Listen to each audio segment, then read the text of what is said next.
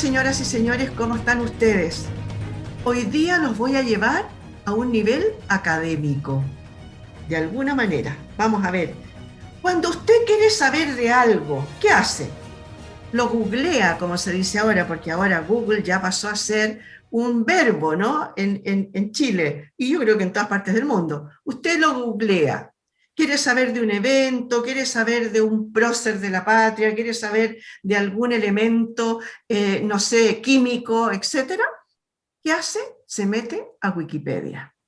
Y Wikipedia entonces es para nosotros la gran enciclopedia, pero no siempre fue. Hay otras formas académicas también de llegar al conocimiento. Vamos a hablar hoy día con una persona que maneja esto, con Mabel Cantuarias. Ella es directora de Pedagogía en Educación Media, en Historia y Geografía de la Universidad San Sebastián. Muchas gracias, Mabel, por estar con nosotros. ¿Cómo estás? Buen día. Hola, buen día, Miriam. Muchas gracias por la invitación. Oiga, usted es académica, es jefa de carrera, en realidad directora de una carrera, y obviamente todos, tú misma debes haber sufrido cuando el profe te decía trabajo de investigación. Muchas veces incluso ese trabajo de investigación era grupal, a veces no, a veces era individual. Entonces, no sé el caso tuyo, pero en el caso mío, ¿qué hacía uno? Partía a la biblioteca, si no tenía los libros adecuados, partía a la biblioteca y se pasaba horas y horas tomando apuntes. Ya habían salido por lo menos ya en esa época, existía el tema de las fotocopias, pero no eran baratas, ¿no? Y aparte de eso, como eran con un papel especial y eso, además de no ser baratas, se iban borrando con el tiempo. Ah, era la fórmula que nosotros teníamos. ¿Cómo lo haces ahora como profe? Cuéntame. Trabajo de investigación, chiquilla. ¿Qué hacen los muchachos? Bueno, Miriam, mira, quizás rescatar que mi experiencia universitaria no fue muy distinta a la tuya. Efectivamente, todavía trabajábamos mucho con fotocopia y tenía precisamente ese problema que tú dices, que con el tiempo empiezan a desaparecer, producto de las hojas, las tintas, etcétera, la información. También pasábamos mucho tiempo en las distintas bibliotecas, recorriendo bibliotecas, materiales, etcétera. Estudiábamos, ¿verdad?, historia y por lo tanto había que buscar fuentes para esas investigaciones, fuentes de distinta índole, fuentes primarias, documentos, etcétera, que tú encuentras en el archivo, pero también había que revisar catálogos. La Biblioteca Nacional nos acogía durante muchas horas de nuestra formación, ¿verdad?, en todos estos años, para realizar ese tipo de investigaciones. Hoy por hoy, yo te diría que el acceso a la información cada vez que uno se plantea una posible investigación es mucho más amplio. Y evidentemente nos hemos tenido que ir adecuando precisamente por los contextos actuales, el tema de pandemia que nos limita el desplazamiento y los accesos a las bibliotecas, a sus fuentes, a la materialidad, digamos, en vivo y en directo, hemos tenido que optar por otro tipo de recursos, ¿ya? Y en ese sentido hemos accedido a páginas web, ¿verdad?, a contenidos que tienen a veces las propias universidades, las propias bibliotecas, catálogos disponibles, etcétera, etcétera. Así que, de alguna manera, digamos, hemos ampliado este campo de búsqueda utilizando los recursos que hoy por hoy están disponibles, sin dejar de lado, cuando es posible, ¿verdad?, el acceso a las bibliotecas en forma presencial, pero también aprender a utilizar, ¿verdad?, los recursos actuales en términos tecnológicos, los repositorios que hay disponibles desde ese punto de vista. Ahí quería llegar porque fíjate que a mí hace un tiempo me tocó conversar con un historiador y entonces yo le preguntaba cómo lo hacía, cómo era su trabajo de investigación.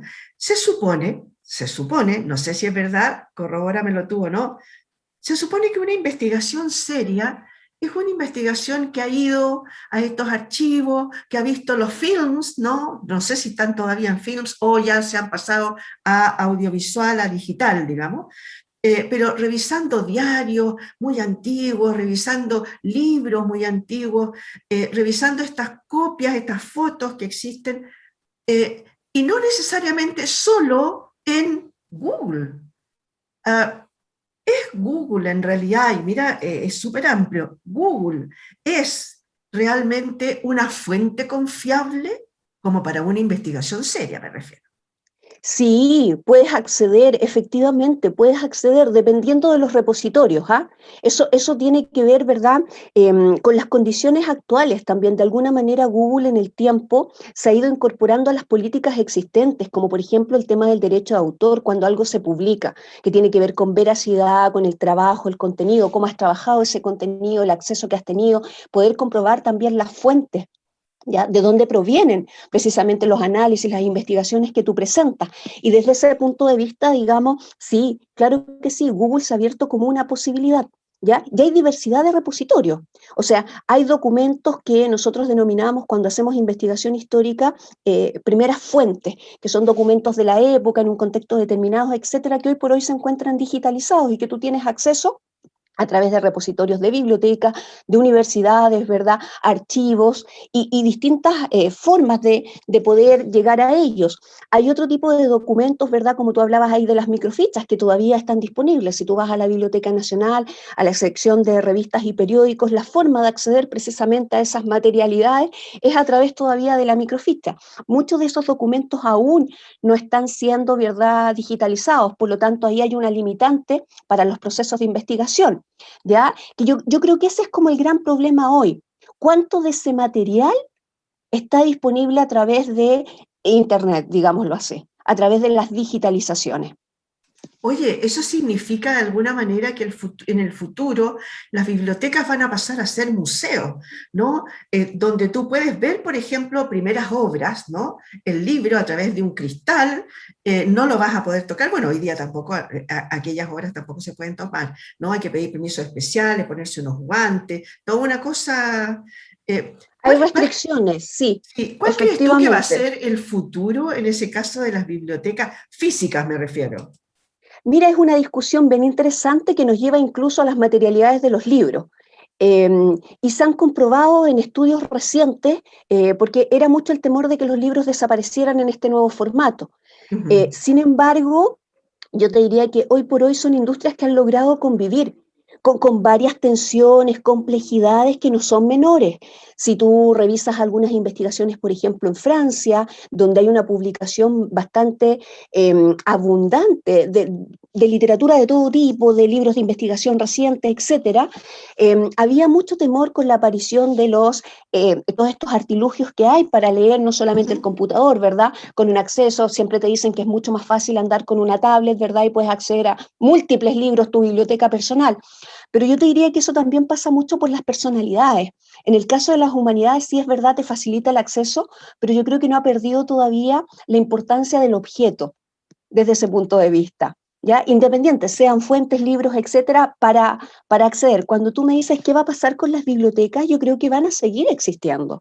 Siempre va a existir la posibilidad, ¿verdad?, de acceder a la primera fuente con todas estas restricciones que tú mencionas también, ¿ya? Desde ese punto de vista, efectivamente, hay documentos que tú no puedes, salvo que tengas permisos y autorizaciones especiales, en nuestro caso, no puedes acceder, porque ya están deteriorados, porque requieren un tratamiento especial, porque no pueden ser sacados, por ejemplo, de los lugares de conservación, etcétera. Y esos documentos han sido prioritarios para algunas áreas para ser digitalizados y que estén disponibles y llevarlos precisamente a un público más masivo. Sí, oye, eso, bueno, el tema de los libros actuales, me llama la atención que tú siendo jovencita, todavía pienses en el tema romántico que significa tomar un libro y poder hojearlo. Claro que hay algunos libros que son de Por gran supuesto. tamaño, que mantenerlo, ¿no?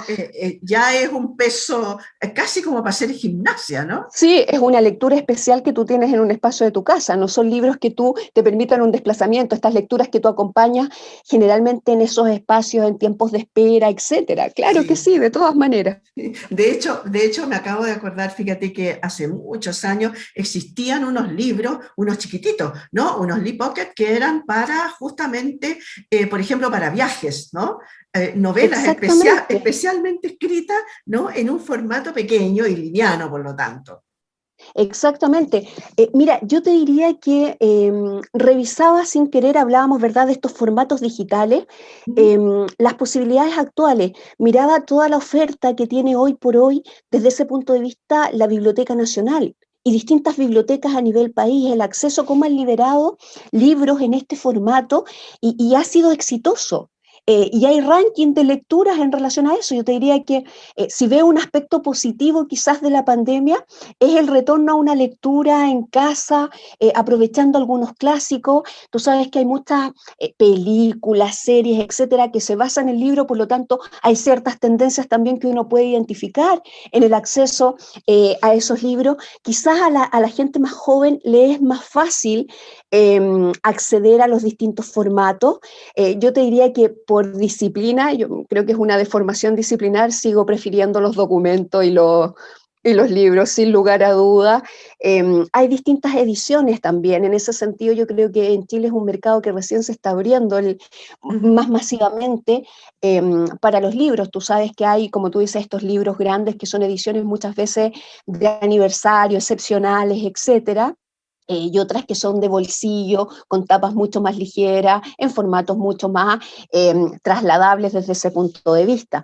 Ahora, yo creo que han logrado convivir. Yo creo que te dan la opción precisamente de poder seleccionar qué te es más grato para un momento de lectura. Si puedes hacerlo quizás a través de las tablets, los computadores, etcétera, incluso el celular, que también se ha transformado en un Sí. artilugio para acceder a la lectura desde ese punto de vista, a lo inmediato. Rápidamente tú puedes acceder ahí a recursos y lo que hablábamos recién, hablábamos de las posibilidades de a lo mejor revisar un par de fuentes, libros propiamente tal, algunas referencias, etcétera, y eso lo obtienes a través del celular en la inmediatez que hoy por hoy te exige el mundo actual. Sí, pues va uno en la micro y puede, ¿no?, ir más o menos investigando. Y justamente a eso quería llegar. Hace como 20 años ya, porque hace muy poco, estuvo de cumpleaños, apareció Wikipedia. Este Internet colaborativo, abierto, gratuito, que se suponía que iba a...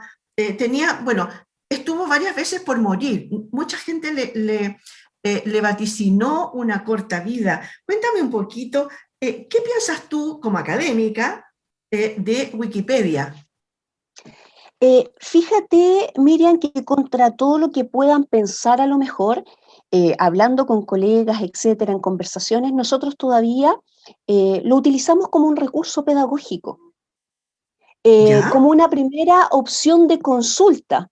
Cada vez que Ujú. un estudiante tiene que realizar alguna investigación, un trabajo, etcétera, de alguna manera los orientamos o les sugerimos que inicien su búsqueda a través de Wikipedia. ¿Ya? Y de ahí empiezan a escalar, evidentemente, en la medida que tú vas acotando los temas, porque Wikipedia te ofrece referencias bibliográficas, ¿ya? Te permite también ¿verdad?, una lectura cruzada, si tú quieres así. Ujú. Están destacados, por ejemplo, ciertos conceptos que no necesariamente son de uso tan común.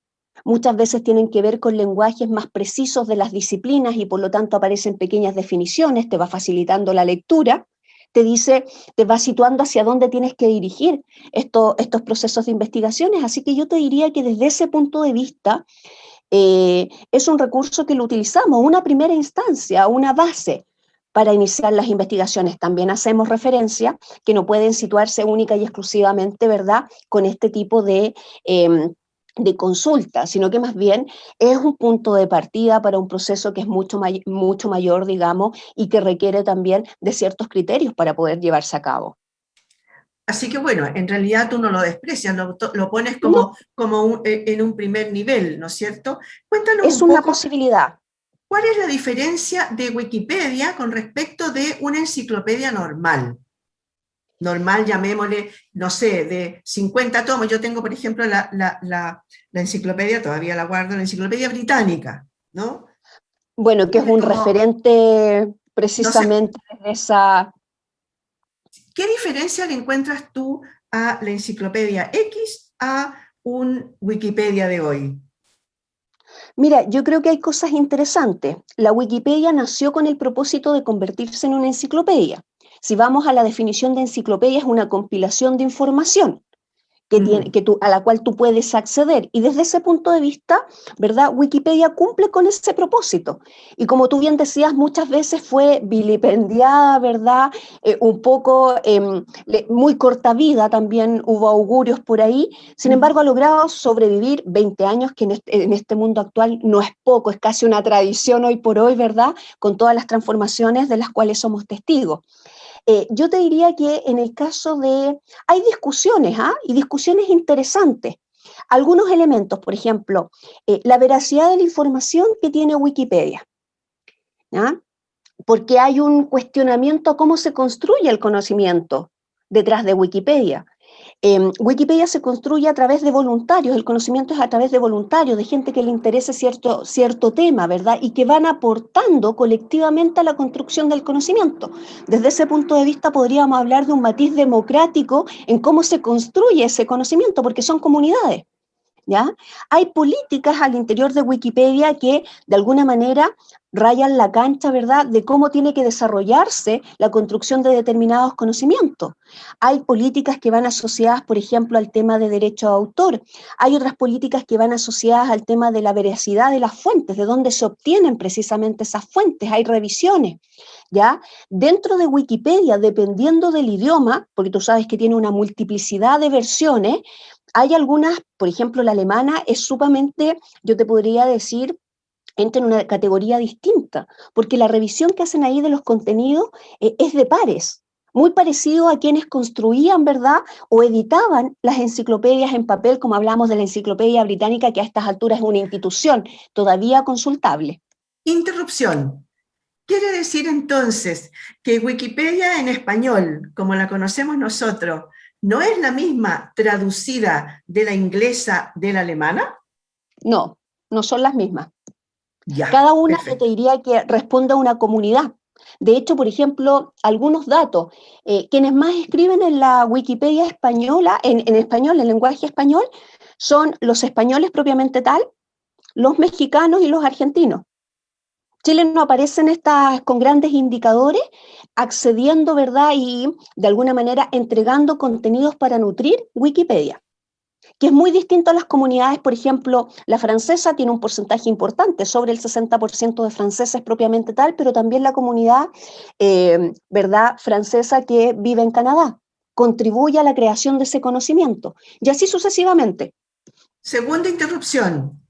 Uh, la gente que puede acceder es cualquier persona. Por ejemplo, yo podría escribir un artículo o editar alguno de los artículos que ya está escrito y agregarle o quitarle o mejorarlo, etcétera, editarlo en buenas cuentas, algo que ya está escrito. Va a depender también a qué Wikipedia quieras acceder. Yo te diría que en ese sentido el lenguaje español es un poco más laxa que otras y puedes tener dos opciones. Una, ingresar a la comunidad como un autor anónimo y hacer un aporte que puede ser revisado por la comunidad. Hay editores, hay jerarquías al interior también de cómo funcionan estas comunidades al momento de editar los contenidos. Y otra dice relación ya con aquellos que están integrados, que forman parte de la comunidad y que van trabajando colaborativamente en la revisión, actualización, antecedentes, etcétera, de la información que está entregando Wikipedia. Existen las dos posibilidades, ¿ya? Pero antes de salir, digamos, a la edición final, a la que uno revisa en el computador, también hay procesos de revisión, tiene ciertas características. No es como que yo escribí algo y va a salir publicado, porque tienen políticas para las publicaciones. Perfecto. ¿Ya? Sí, yo por ahí leí en alguna parte que si hay alguien que transgrede, digamos, esas políticas que ellos tienen, como por ejemplo, que no pueden ser con promociones, que tiene que ser con un lenguaje respetuoso, que debe ser neutro, etcétera, que no sé, porque con respeto, sin normas creativas, etcétera, específicas. O sea, a mí no me pasan un diciendo, oiga, usted tiene que escribir así, así, así. No, ¿no? La idea es escribir, pero si uno transgrede alguna de esas normas, el artículo puede ser bajado en menos de 5 minutos. Así es, ¿Es verdad? así es. Sí, ¿Ya? efectivamente, hay todo un tema y hay Esto en el fondo es un engranaje. Hay personas dedicadas a revisar también las formas del contenido, porque tal como tú señalas, está el tema de no promoción, ¿verdad? No generar discursos que inciten quizás a lo mejor al odio, etcétera. No promover tampoco proclamaciones particulares, resguardar ese espacio precisamente con el propósito de la enciclopedia, que es esta compilación de información en un solo lugar, en un solo repositorio, ¿ya? Y desde ese punto de vista, efectivamente, hay gente que se dedica a estar muy pendiente de temas que puedan ser vandalizados, que tomen otra connotación. De hecho, ellos tienen ranking que hablan de ciertas temáticas, solo por mencionarte algunos. George Bush es un tema que generalmente genera conflictos al interior de los contenidos que se escriben sobre él, su política, etcétera. Y por lo tanto es uno de los temas que va marcando ciertas pautas para estar pendiente cuáles son los contenidos que está ofreciendo Wikipedia. Oye, tú dijiste en algún momento que Wikipedia en español, quienes más escriben son los españoles, los mexicanos y argentinos, y que Chile no aparece en esta cuestión. Eh, Aparece con muy poco en realidad. ¿Por qué somos nosotros, lo despreciamos realmente? Es decir, como onda, yo no me voy a meter en eso porque en realidad es una porquería esa onda. Mira, yo creo que ahí podríamos hacer inferencias, no tengo el acabado total, no he hecho una consulta o una investigación al respecto, pero yo creo que puede ser entre falta de conocimiento, de repente en cómo funcionan estas comunidades, ¿ya? Si tú miras los países que están detrás, y esto es una idea que ahora que tú me haces la pregunta, reflexionando casi como en el acto, yo te diría que España, México y Argentina, tú sabes también la industria editorial que hay atrás. Es una práctica que está en la cotidianidad. Entonces, si hacemos la relación entre los países que más aportan, ¿verdad?, a la elaboración de contenido, nos resulta, ¿verdad?, casi sincrónico las editoriales, los espacios, la forma de difusión de esos contenidos en los distintos soportes. Yo creo que ahí quizá eso podría explicar también por qué no accedemos. No es que no participe nadie, sí, probablemente, pero no aparecemos tampoco en los porcentajes más llamativos. Quizás en una segunda lectura podría aparecer Chile respecto a determinados temas también.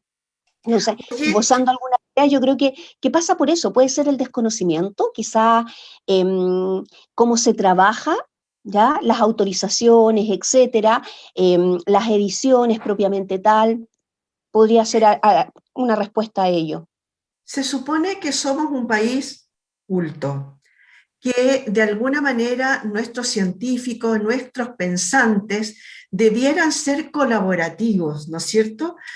Pensando, por ejemplo, en lo que pasó con las vacunas, ahora con el tema de la pandemia, en el que un país aportó una cosa, otros otra, científicos más bien, ¿no? Grupos científicos aportaron conocimientos y se logró echar a andar en tiempo récord un tema que en realidad era desconocido para el mundo entero.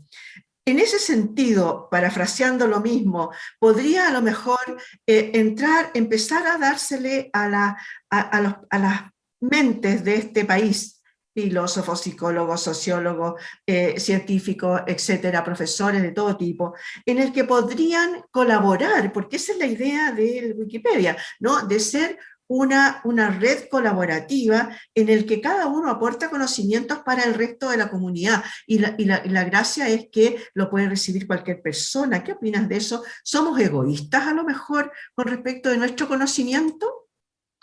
Mira, interesante la pregunta. No lo había pensado desde el punto de vista, digamos, más académico como tú lo mencionas. Sí hay mucho trabajo colaborativo, tú lo hablas, ¿verdad?, para las comunidades científicas, en el caso también de las comunidades humanistas, etcétera. Hay redes de trabajo, hay contacto, hay discusión permanente, hay actualización, ¿verdad? Se trabaja también colaborativamente. Ahora, hay una diferencia. Generalmente en algunas líneas de las humanidades, en historia, hay un trabajo bien solitario en términos de investigación. Cuando ya tú tienes ciertos resultados, los empiezas a compartir con la comunidad, ¿ya? Temáticas, etcétera, puedes compartir fuentes y ese tipo de características. Ahora, cuando tú me mencionas, yo creo que hay un tema con Wikipedia y la academia. ¿Ya? Y por eso quizás a alguien le puede parecer incluso ofensivo que nosotros sugiramos como una primera base una consulta de esas características, porque también para investigar tú tienes que desarrollar habilidades. ¿Ya? Y por eso yo te decía el ejercicio que hace Wikipedia en ese sentido, con los conceptos, ¿verdad? Con las referencias bibliográficas, te va dando ciertas fases que tú tienes que seguir en un proceso mayor de investigación. ¿Ya? Y en el fondo lo que te quería comentar era probablemente los académicos en general a lo mejor no ven con buenos ojos Wikipedia, porque también puede haber un desconocimiento. Lo que generalmente sobresale es que la información que está ahí no es del todo verídica, que pareciera que el que quiere escribe, ¿verdad? En circunstancias que hay toda una política que podríamos discutir o no, y que también puede pasar con una publicación impresa. ¿Ya? Porque hay líneas editoriales distintas, porque hay énfasis diferente, ¿verdad? Entonces, podríamos entrar a cuestionar otro tipo de consideraciones también al respecto. Y desde ese punto de vista yo te diría que a lo mejor la academia como que se aparta un poquito de un recurso de estas características.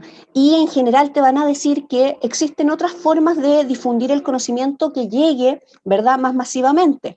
El punto es que yo diría que, y van a estar las revistas, que hoy por hoy la mayoría de ellas tienen, ¿verdad?, un formato digital. Sin embargo, yo te diría que siguen circunscritas, ¿verdad?, a las comunidades que son las propias creadoras de ese tipo de conocimiento. Exactamente, exactamente, y no llega democráticamente, digamos, el chorreo hacia abajo, porque estas revistas a las que tú haces mención son en general revistas especializadas que se promueven dentro de la misma comunidad, por ejemplo, científica, no sé, la revista X médica que es muy prestigiosa, bueno, pero llega hasta los médicos, no llega al resto y en el mejor de de los la casos a persona. los estudiantes probablemente de medicina, siguiendo tu ejemplo, ¿verdad? Porque también tienes que saber cómo acceder, cuáles Exacto, son de acceso libre, cuáles no, porque hay otras que tienen restricciones, y por sí. lo tanto no se cumple esta masividad de la cual estamos hablando, cómo llevar el conocimiento a todas partes, generar ese acceso. Yo por ahí yo creo que este es el momento que tú tienes mayor acceso a información. Ahora también hay que saber cómo acceder a esa información. Exacto, y Entre los saber hacer fake filtro, news, ¿no? exactamente, la selectividad. Muchas veces nos quedamos con la primera información que te llegó y no hacemos el Sí. ejercicio de cotejar. De repente hay cosas que te parecen un poco inverosímiles, sin embargo te quedas con esa apreciación. Muchas veces tú escuchas quizás a las generaciones más jóvenes, es que lo dijeron en la tele. Bueno, y eso significa que tú no puedes criticar, que no puedes profundizar en el conocimiento. Entonces yo creo que por ahí va un poco también este ejercicio. Sí, sí, sin duda. Lo de las fake news que ha aparecido tanto en esto, sobre todo en estos últimos, no sé, años, 2 años, ¿no? Pero fíjate tú que nosotros en un tiempo, en unos días más, vamos a conversar con la gente de el INJUV y del Ministerio de las Culturas, porque han abierto una editatón. Y la editatón, hasta donde yo tengo entendido ahora, es un concurso para que la gente escriba sobre Chile, porque viene el tema del Día del Patrimonio y se han encontrado con que hay muy poco escrito sobre Chile. Así que, bueno, esperemos que esto en realidad vaya cambiando, ¿no? Vaya sacándose todos esos prejuicios que existen sobre el Internet y el buen uso de él. Mabel, se nos acabó el tiempo, por eso te estoy cortando. Muchas gracias por haber No te estado. preocupes, muchas gracias a ti por la instancia. Quizás solo agregar un pequeño detalle. Hay ejercicios que uno de repente olvida que hace cuando lee los documentos, y ya que hablábamos de investigación, que también tienes que replicarlos cuando accedes a esta forma de conocimiento. Solo eso. Perfecto, sí, pues obviamente, ¿no? De ver la fuente, de ver de dónde salió, ver, investigar un poquito más, darse el trabajo y no quedarse solamente en el titular, que muchas veces está hecho solamente para atraer, ¿no? La mirada sobre ese medio específico.